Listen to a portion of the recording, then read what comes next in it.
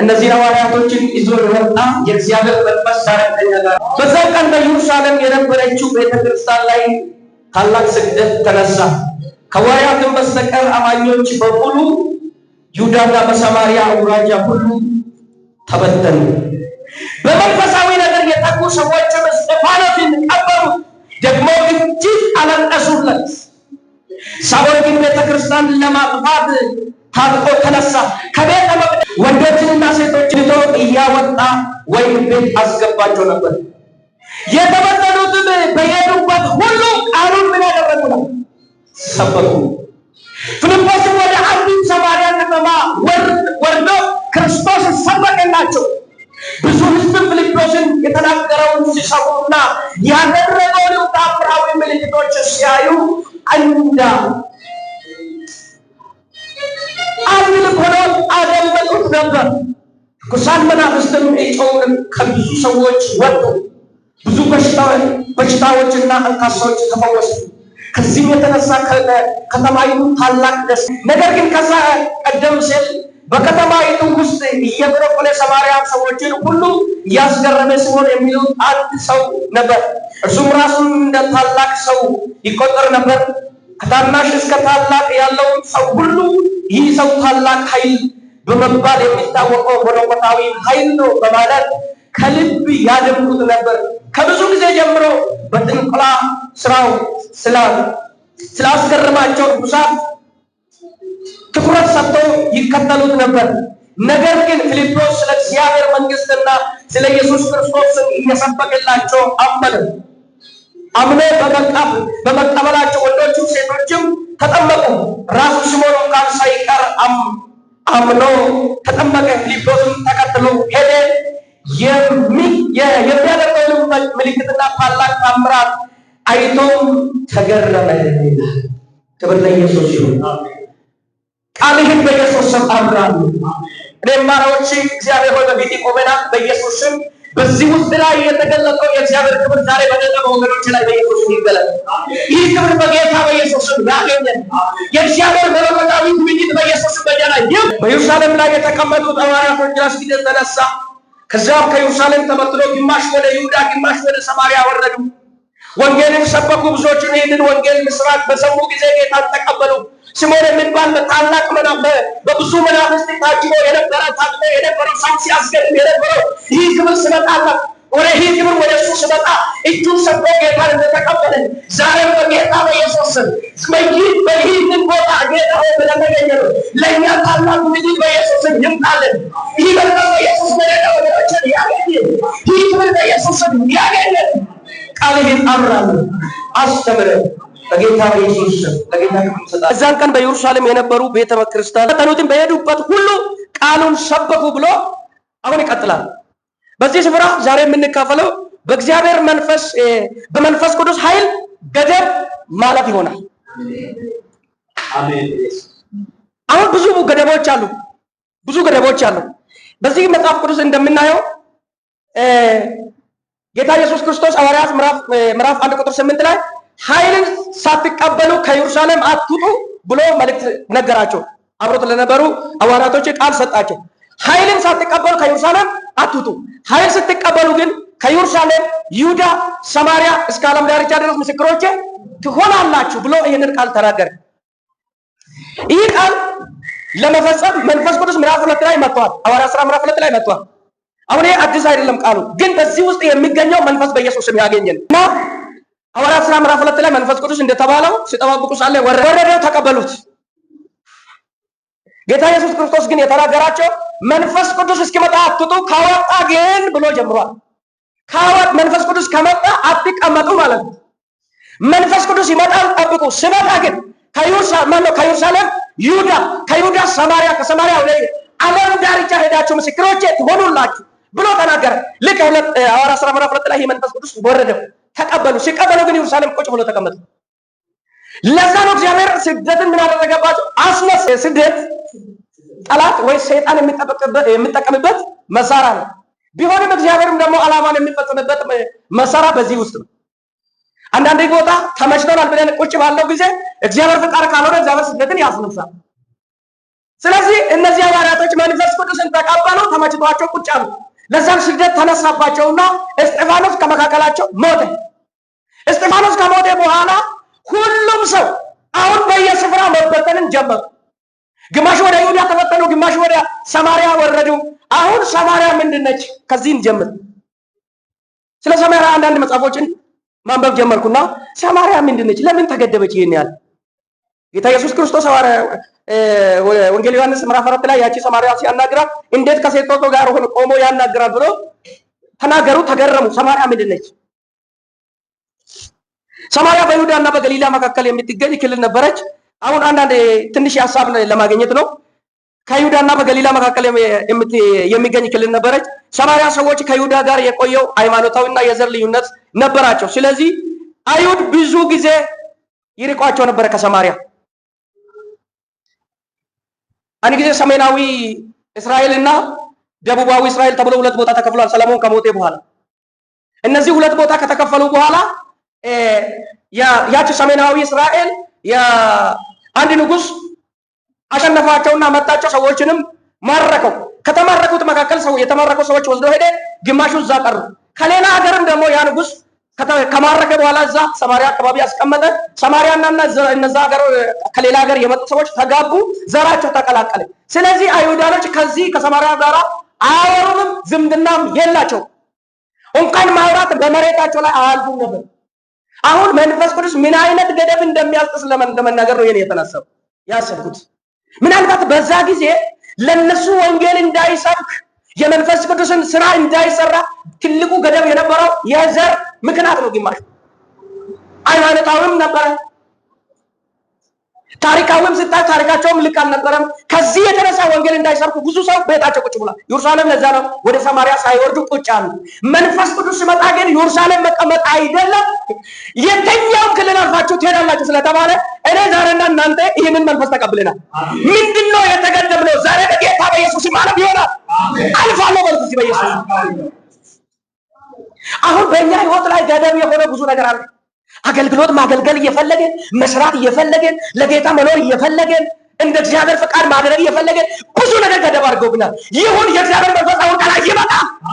መንፈስ ሰማርያ ዘርም እነሱ ንጹህ አይደሉም፣ ተቀላቅለዋል።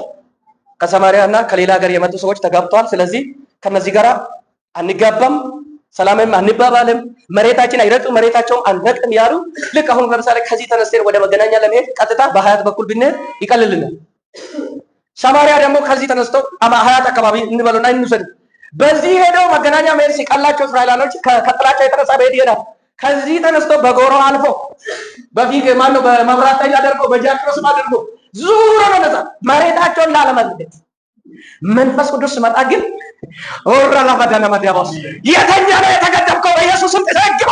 ሰዎች በዚህ ዙሪያ ጥምጥም ሲሄዱ መንፈስ ቅዱስ መጣቸውና ቀጥታኛ ከዛ ስግደት ተነሳባቸው። ቀጥታ ነው የወረዱት፣ ገቡበት።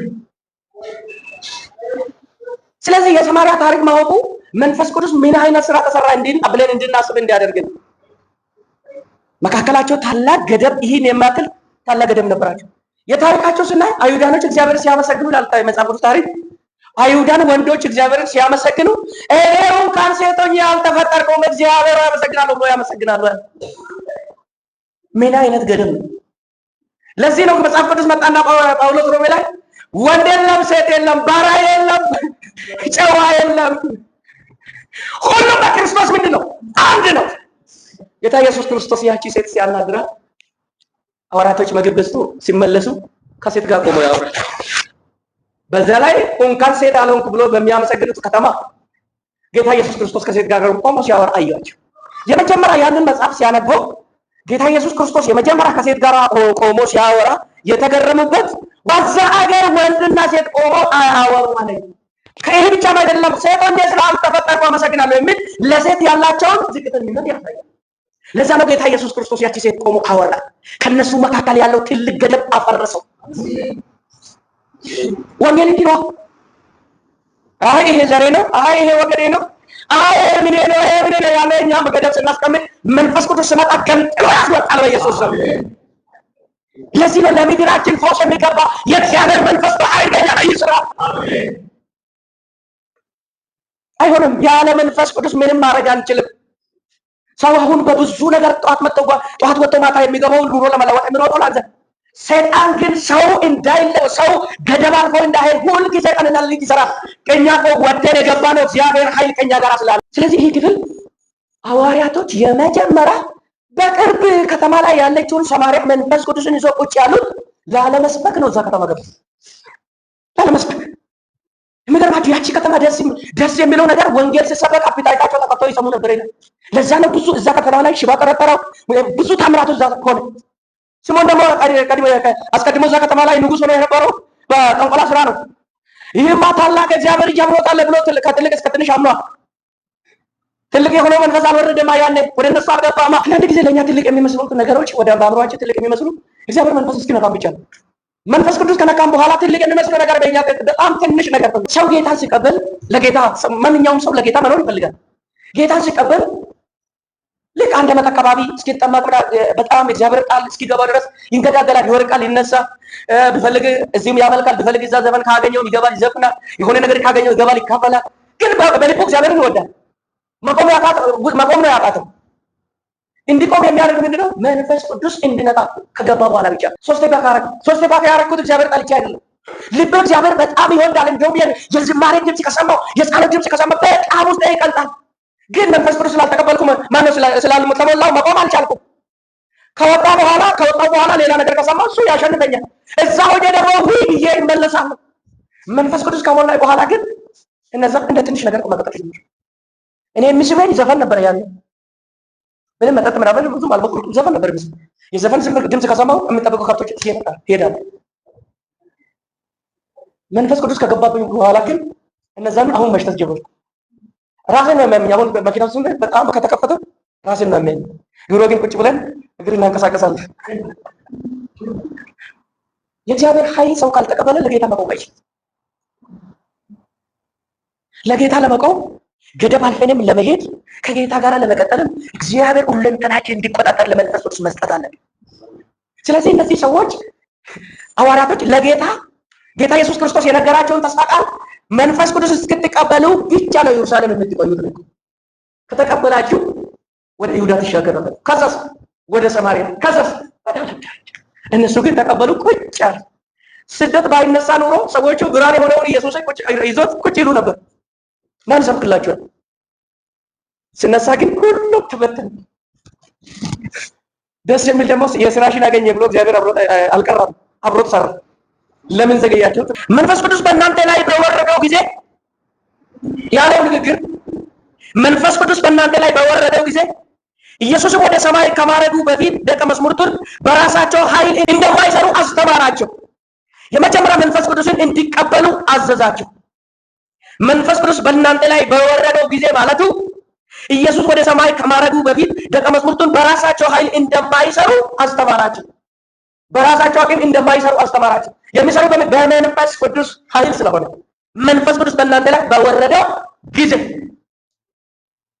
ሁለተኛ ኃይል ትቀበላላችሁ ነው ያለው። ይሄ ማለት ደግሞ ምን ማለት ነው? እዚህ የተጠቀሰው ኃይል የመንፈስ ቅዱስ ኃይል ነው። ወንጌል በድፍረት ለመስበክ፣ ምስክር ለመሆን፣ ፈተናን ለመቋቋም ምን ሆን ይፈልጋል? በኃይል መሞላት ይፈልጋል። ኃይል በተቀበላችሁት ጊዜ ነው ያለው። ወንጌል በድፍረት ትሰብካላችሁ ማለት ነው። ምስክር ትሆናላችሁ ማለት ነው። ፈተና ትቋቋማላችሁ ማለት ነው። አሁን ሰው ፈተና ለመቋቋም ክርስቶስን በድፍረት ለመናገር መንፈስ ቅዱስን መሞላት እግዚአብሔር የሰጠውን አገልግሎት ለመፈጸም የሚያስችል ኃይል ነው። ምስክሮች ትሆናላችሁ ማለት ነው። ግን ምን ማለት ነው? ምስክር ማለት ኢየሱስን በቃልና በኑሮ የሚያሳይ ሰው ማለት ነው። አሁን በጣም መስራት የሚገባው ነገር ይሄ ቃል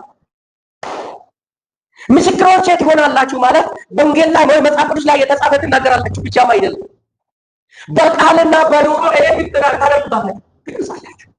አሁን ይሄ ነው የሚያስፈልገው። አሁን አንዳንዱ የማይኖረው ኑሮ ሲናገር ትቀበላላችሁ። እኔ አሁን ልቤ የሞላውን እንጂ መስበክ የሚችለው ልቤን ያልሞላ መስበክ አልችልም። መስበክ የሚችለውንም ደግሞ የቀመስኩትና ያየሁት በራሴ ላይ ያየሁት ነው። እናንተም እንደዛ ነው። ምስክሮቼ ትሆናላችሁ። እኔና እናንተ የእግዚአብሔር ምስክር ለመሆን መንፈስ ቅዱስ ሕይወታችን መቆጣጠር ይፈልጋል ማለት። ስለዚህ ከምንናገረው ይልቅ ተግባራችን፣ ኑሯችን፣ አካባቢያችን፣ የምንውልበት ሰፈራችን እናንተን ብሎ ከመባል እግዚአብሔር ይጠብቅ። እናንተን ብሎ ከመባል አንዱ ጉቦ የሰጠ ሰዎች ላይ የስራ ዕድል የዘጋ የታወቀ ነው። አካባቢ ላይ ጉቦ አትስጠው ብሎ ይሰብካል። ከዛ ሰው ሁሉ ቆይ ይህ ህዝብ እንኳን ጉቦ መስጠት ራሱ ሽሮ የሚበላበትን ሽሮ ራሱ ያገኛል። ለማን ነው የምትሰበከው ይስብከል ተብሎ ተጠየቀ። እግዚአብሔር ይጠብቅ። አሁን አይቀበል። አሁን ግን ሰው ኖሮ ሲሆን እኔ ለጌታ ዋጋ እየከፈል እንደዚህ ያደርጋለሁ ማለት ዋጋ መክፈሉ እኛ ካወቅን ነው። ሰው ካወቀ ነው ሰበብ ላይ ዋጋ የሚያስከፍል ሰውዬ ግን ዋጋ የከፈልኩ ነው ካለ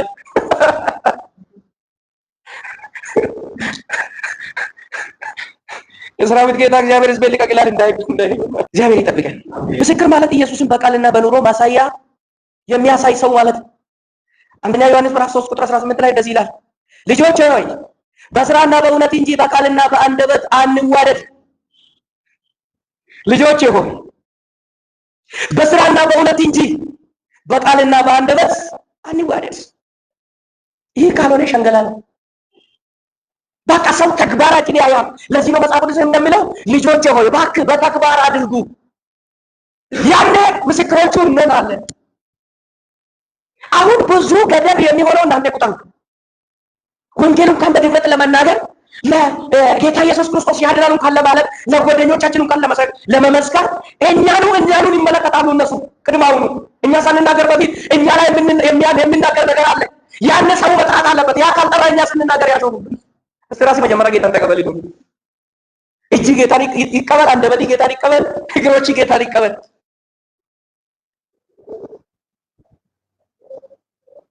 ያን መንፈስ ቅዱስ ገደብ ያሳልፈናል። አሁን በቃ ገደብ ዛሬ በዚህ ምሽት በዚህ ቃል ውስጥ የሚገለጠው የእግዚአብሔር ኃይል በጌታ በኢየሱስ ስም ያገኘን። ከኔ ይጀምር በኢየሱስ ስም እናገር ያገኝ። አንድ ሰው ሲናገር እንደዚህ ብሎ ሲናገር ሰማሁ። እኛ አሁን ፋይል በብሉቱዝ ብንላላ ከዛ በምንላላ ከውስጥ ቫይረስ ይተላለፋል አይተላለፍም? ይተላለፋል። የእግዚአብሔር ቃል እንኳን እየተሰበከ ይሄ ቫይረስ በዚህ እንኳን በብሉቱዝ ከተላለፈ የእግዚአብሔር ቃል እየተሰበከ ኃይሉ እንዴት ነው የማይተላለፈው? የእግዚአብሔር ሐሳብ የምንረዳበት እግዚአብሔር በኢየሱስ ስም ማስተዋል ይስጠን። አሜን። አንድ ሰው ባለፈው አገልግሎት ጠሩኝና ቤታቸው ጋበዙኝ ቤተሰብ ጋር እና ጌታ መንፈስ ቅዱስ እንደዚህ ብሎ ይናገራል። ሲመሰክርልኝ ነው። ሁለት ጓደኞች አሉ፣ ለአንተ ጉድጓድ ይቆፍራሉ፣ ከአንተ ይለያሉ ብሎ መንፈስ ቅዱስ ይናገራል። ይሄ መልእክት ሲመጣ አንዱ እሱ ጋር ነበር። እኔ መልአክ አላወቅኩም፣ እሱም አያውቅም። እኔማ በመንፈስ ተረድቼ ቢሆን ቢዛንስ በጆሮ እናገራለሁ እንጂ በአደባባይ ይናገሩ ሩቅ አድርጌ ነው ያሰብኩት። አብሮ ነው ያሉት። ይሄንን ትንቢት ተናግሬ በሳምንቱ እሄዳለሁ አለኝ አለ። አጠገብ ያለ ያን ቀን አጠገብ የነበረው ያን የስራ አብሮ የሚሰሩ ሰው ነው። እሄዳለሁ ብሎ ይነገረኛል። እባክህ አትሂድ ብዬ ለመንኩት። እኔ ራስቻለሁ መልእክቱን እባክህ አትሂድ በደንብ ቆይልኝና አበላሽልኝ አልኩት። በሌላ አማርኛ ማለት ነው። ለካ እሱ ነው ሰውየው። እባክህ አትሂድ ብዬ ለምኜ መለስኩት። ስመለስ ከጥቂት ጊዜ በኋላ ስራዬን ምስቅልቅሉ ወጣ። መኪናዬን አሸጠኝ። ወደ 1 ሚሊዮን የሚጠጋ አካባቢ ገንዘብ አወጣኝ። ከዛ በኋላ ነው የገባኝ መልእክቷ። አጠገቤ የነበረው ያን ቀን አጠገቤ የነበረ ነው አንዱ ዋጋ ያስከፈለኝ። እኔ አልሰማሁም ማለት ጌታ ሲናገር አንዳንድ ጊዜ መንፈስ ቅዱስ ካልረዳ ማስተዋል አንችልም። የሚገድቡ ነገር በኢየሱስ ስም ከኛ ይተንቀሉ። በጌታ በኢየሱስ ስም ገደብ የሚሆንብኝ ነገር ከላይ ይገደሉ። የእግዚአብሔር መንፈስ ሲመጣ ገደብን ያሳልፋል። እነዚህ ሰዎች ወንጌል ወርዶ ሰማርያ ወንጌል እንዳይሰብኩ ገደብ የሆነበት ባህላዊ ታሪካዊ ነገር በእነሱ መካከል ያለው ጥሩ ነገር ሳይሆን በእነሱ ተገድቦ ነበር። እንደውም የሰማርያኖች የሚያመልኩት አይሁዳኖች ኢየሩሳሌም ሄደው ያመልካሉ። እነዛ ግን ሰማርያኖች ጋርጌስ ነው ጊርጌስ የሚባል ተራራ ላይ ሄደው ያመልካሉ አሉ። ዞሮም ደግሞ ሙሉ መጽሐፍ ማምኑ ነው ይላሉ። የሙሴ መጽሐፍ 5 መጽሐፍ ብቻ ነው የሚያምኑ። ስለዚህ በጣም ታሪካቸው ያ በመሃላቸው ያለው ታሪክ ነበር። ግን መንፈስ ቅዱስ ሲመጣ ይሄንንም አልተመለከተም። ሰዎች ስለነበሩ እግዚአብሔር በመንፈስ ቅዱስ ኃይል ፊልጶስ ወርዶ እንዲሰበክ አደረገው። ብዙ ሰዎች እዛ ዳኑ፣ የታመሙ ተፈወሱ። ሲሞን የሚባል ሰው እንኳን እግዚአብሔርን ምሕረት አግኝቶት ወደ ጌታ ተቀላቀለ። ዛሬ እኔ እንደዚህ ብዬ ጸልያለሁ፣ በህይወታችን ገደብ የሆነብን ነገር በመንፈስ ቅዱስ ኃይል ማለፍ ይሁንልን። ጌታ ሆይ በሉት፣ ማለፍ እፈልጋለሁ፣ ኃይል ያግዘኝ በሉት። ጸልያለሁ። ሃሌሉያ ጸልያለሁ።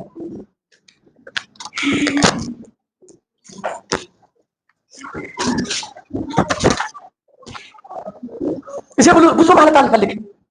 ይህንን ኃይልን ለምናለን እግዚአብሔር በዚህ ኃይል ገደባችን በኢየሱስ ስም ያሳልፈናል። ገደብ ማለፍ ይሁንልና በኢየሱስ ሃሌሉያ ሃሌሉያ ሃሌሉያ ሃሌሉያ ሃሌሉያ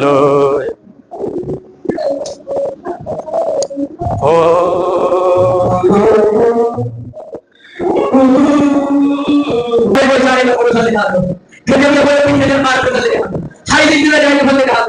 አቅም እንድትሆንልኝ እፈልጋለሁ። ብርታት እንድትሆንልኝ እፈልጋለሁ። እንድትረዳ እንድታሰኝ እፈልጋለሁ። ኃይል ወደ እኔ እንዲመጣ ኃይል እንዲመጣ ኃይል እንዲመጣ ኃይል ወደ እኔ እንዲመጣ እፈልጋለሁ።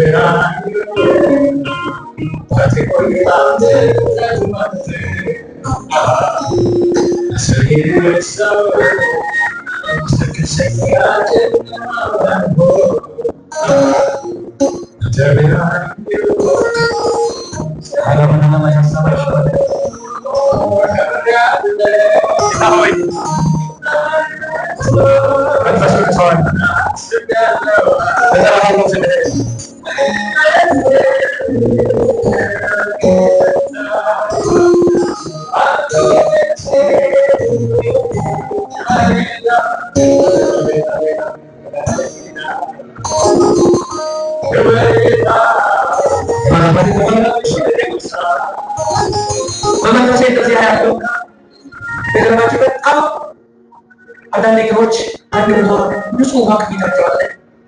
ከዚህ ውሃ መጠጣት ይፈልጋሉ። ከዚህ ውሃ መጠጣት ይፈልጋሉ። በጣም ልባቸው ውስጣቸው ያለው ጥማታቸው ይህንን ውሃ መጠጣት ነው። በጣም ቀረብ ብሎ ነው ያሉት።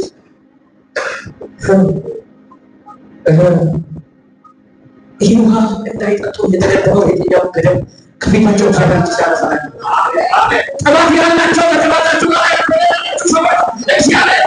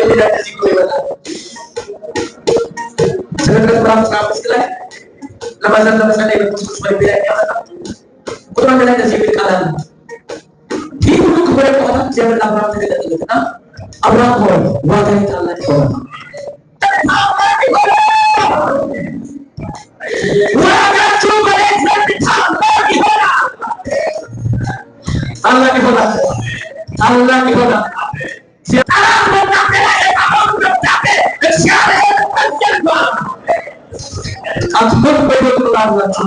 የእግዚአብሔር ማዳንና ታወራላችሁ። ዋጋችሁ ታላቅ ነው። እግዚአብሔር በላይ ተጨምሮለታል። ገና ማዳንን ታውቃላችሁ። የእግዚአብሔር ስናገር ይሰማ ለሚጠፉት ሕይወትና ለሚድኑት ሕይወትና አደርጎታለሁ።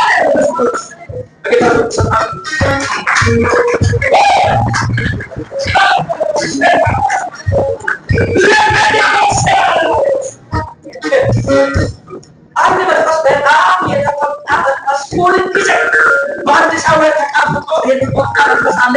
እግዚአብሔር ግን ገልብጫለሁ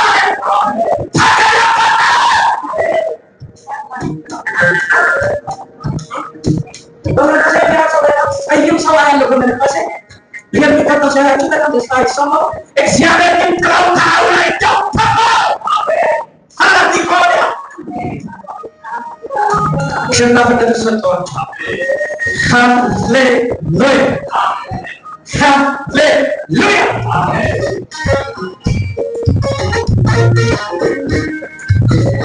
ዘምራለኒ ዘምራለኒ